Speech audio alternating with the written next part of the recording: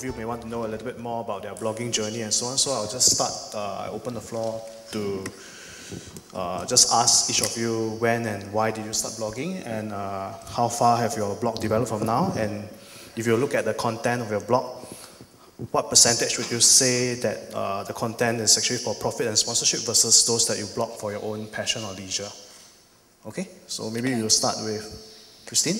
So hi, my name is Christine. I actually started blogging like 7-8 years, actually maybe even more now. It started because I went to Australia to study, so it's more like I started it because I want to keep my family and friends updated, more family, because I think it's too many pictures to put in an email. So initially, actually, I dissed blogging. So when Xiaxue and all that started blogging, I actually really dissed blogging because I felt like, why would anyone want to air, you know, their entire life or air dirty linen, especially online? So I really dissed it, but I jumped on a bandwagon because I wanted to keep my family updated. So it started from there. I was PG-13, grew up with it, and now has turned R21. And yeah, so I actually enjoyed writing, and so I graduated from mass communications, so naturally I like writing. As for the second question Alvin had, 80% would be of my personal interest and 20% would be from brands or marketing, yeah. Daniel? Is it my turn now? Hi everyone, I'm Daniel from danielfooddiary.com.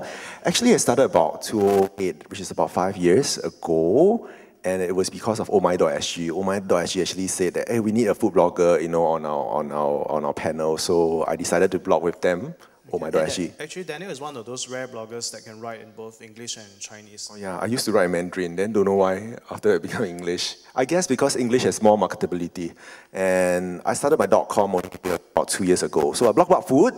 So I really enjoy eating and sharing the love of food with fellow readers. I blog quite often, like 5 times a week, which is quite crazy. And I eat a lot, yeah.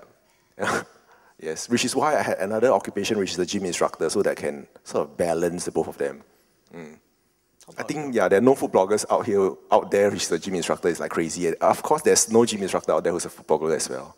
The percentage of your content? 90-10. 90 for self, personal, and 10% for maybe for profits lah. Yeah. Grace? Hi everyone, I'm Grace. I started my blog working with grace.wordpress.com in 2010, October. So back then, I was still in a full-time job, and I wanted to find out the secrets to success of certain people. They could be celebrities, they could be millionaires, they could be entrepreneurs, but I needed a reason to go and interview them and ask them some questions. So my blog became the excuse for me to say, you know, do you mind if I ask you, say, 5 questions about how you did this, how you started your business, etc. So then from there, I actually interviewed celebrities in Singapore like Michelle Chong, Irene Ang, Gurmit Singh, and I think the most notable interviewee thus far is Peter Buffett, who's the son of Warren Buffett. I think you know Warren Buffett, but you may not be familiar with Peter. So I interviewed him for my blog. And along the way, I never thought that, you know, I could make this a full-time career or even earn any money from it. Because as you recall, I started this blog because I wanted to find out certain secrets to success from all these people. So along the way, after interviewing so many people, of course, I didn't pay them, neither did they pay me. But some people started emailing me and asking me, Grace, can you interview me as well? So I thought about it. I said, sure, I don't know you very well, but you have to pay me a fee, and this is the amount. So those who were agreeable to it, they paid me, and from there I realized, hey, I can make a pretty good living off my blog. And then maybe some of you want to know, like, so how much do you charge these people, right? So I didn't quite know what to charge them, so I said $500. At that time, it was probably 6 months into blogging. I haven't earned anything from blogging yet, but the first person who emailed me, I said, this is the amount. And yeah, they agreed to it. So from there, yeah, it's pretty interesting. So I became an accidental full-time blogger. From there, I realized that, hey, I could make money from this. So you're saying people pay you to interview them? Sorry? People pay you to interview them? Yes, they I did. think a lot of the newsroom colleagues here will be very interested to find out. Actually, I'm quite curious. Anyone who wants me to interview you, just speak with me later. I'm quite curious. If your first entry was $500, so now, yeah. It depends on my mood, okay? Like, it really depends on who I'm speaking with, what sort of company. Okay, we move on to Pete. Hey, thanks, Elvin. Aussie Pete, I've got some low bung. Maybe I can get some discount now, right? I think Janet said it quite well. I've been in Singapore for quite a long time now, about 7 years. My wife is from Shanghai, where I used to live for 3 years as well. Both our two boys born here in Singapore. So I started blogging in Singapore about 6 years ago, for much the same reason as Christine. It was to keep in touch with family, let them know things that are going on in our life, both back home in Shanghai and back home in Brisbane, Australia. From there, it sort of took off. I think everybody, when you see, you see your Google rankings go up, you see the number of hits on your site every day increase, it becomes more of a sort of passion and exciting. And so I sort of started delving into other things. I love to look at things that are very strange and a bit bizarre in the world. So I sort of went down what we call What the Hell stream. And I was fortunate enough to work with OMI and pick up a couple of awards in that category.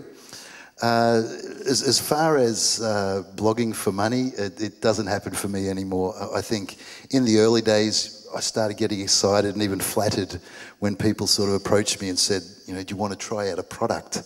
Can we pay you some money to write about this, because we know that your traffic is increasing and we want to get this out to as many people as possible. It was flattering, but then over time it became a bit of a chore. I'd get home and from a busy day at the office, and there'd be 10 blog entries backed up that I have to do, and it wasn't really what I started blogging for, and it wasn't something that I necessarily wanted to do.